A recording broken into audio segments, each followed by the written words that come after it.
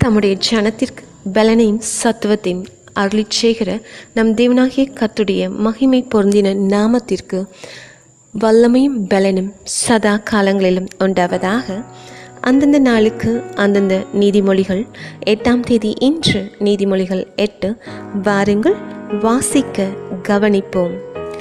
ஞானம் கூப்பிடுகிறதில்லையோ, புத்தி சத்தமிடுகிறதில்லையோ, அது வழியருகேயுள்ள மேடைகளிலும் சந்திகளிலும் நிற்கிறது.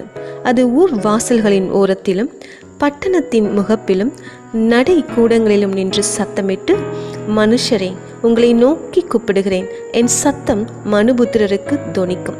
பேதைகளை விவேகம் அடையுங்கள், மூடர்களே புத்தியுள்ள சிந்தையாய் இருங்கள்.